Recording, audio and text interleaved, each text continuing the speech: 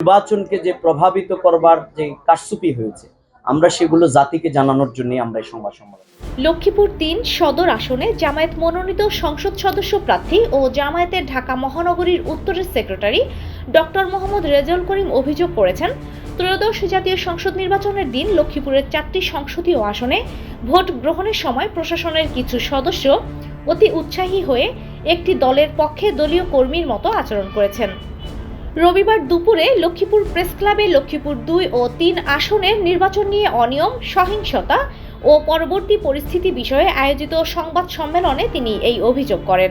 আজকের সংবাদ সম্মেলন করেছি, ওনারা এই নির্বাচনে যে ইলেকশন ইঞ্জিনিয়ারিং হয়েছে, জাল ভোটের ব্যবহার হয়েছে, পেশি শক্তির ব্যবহার হয়েছে, হুমকি ধমকি অর্থের ব্যবহারের মাধ্যমে নির্বাচনকে যে প্রভাবিত করবার যে কারচুপি হয়েছে, আমরা সেগুলো জাতিকে জানানোর জন্য আমরা এই সংবাদ সম্মেলন করি।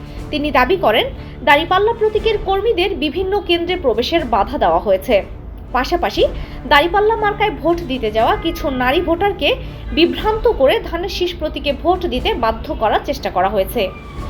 এ বিষয়ে কেন্দ্রের দায়িত্বে থাকা কিছু পুলিশ সদস্য, প্রিজাইডিং ও পোলিং কর্মকর্তা এবং আনসার সদস্যের বিরুদ্ধে তিনি অভিযোগ তোলেন। আমাদেরকে যারা ভোট দিয়েছেন তাদের সামনে চাক্ষুষ ঘটনা, যেমন আমি যত জায়গায় গিয়েছি, আমি সরসামিতে গিয়ে নিবাই আর আমি হাত ধরাধরি, আমরা, কারণ আমিও তখনও কিছুই জানি না, বলছে কি ঘটনা, আমি বলছি খুবই ভালো, কিন্তু ভিতরে ভিতরে ওই যে বলছে না যে মাইর হবে কোনো আওয়াজ হবে না, সেটাই হয়েছে আর। ডক্টর রেজাউল করিম আরও বলেন, নির্বাচনের দিন রাত থেকেই দাঁড়িপাল্লা প্রতীকের কর্মী সমর্থকদের বিভিন্নভাবে হুমকি ধমকি দেওয়া হচ্ছে। কোথাও কোথাও নেতাকর্মীদের ওপর হামলা ও তাদের বাড়িঘরে ভাঙচুরের ঘটনাও ঘটেছে, যা অত্যন্ত দুঃখজনক। তিনি এসব ঘটনার তীব্র নিন্দা ও প্রতিবাদ জানান।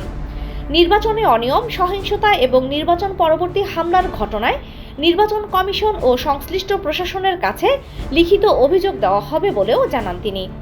যেহেতু আমাদের জনগণ এখানে আমাদের 1,23,000 প্রায় মানুষ আমাদেরকে সমর্থন দিয়েছে এবং লক্ষ্মীপুরের সম্ভবত 4টি আসন ধানের শীষ পেলেও ভোটের রাজনীতিতে সাফল্য কিন্তু জামাতের, কারণ আমরা ইতিহাস তৈরি করেছি ভোটের। সংবাদ সম্মেলনে উপস্থিত ছিলেন জেলা জামায়াতের আমির ও লক্ষ্মীপুর 2 আসনে জামায়াত মনোনীত সংসদ সদস্য প্রার্থী SUM রুহুল আমিন ভুইয়া, জেলা জামায়াতের সহকারী সেক্রেটারি মাওলানা নাসির উদ্দিন মাহমুদ, জেলা শ্রমিক কল্যাণ ফেডারেশনের সভাপতি মমিনুল্লাহ পাটোয়ারি এবং শহর জামায়াতের আমির অ্যাডভোকেট আবুল ফারহাহ নিশান।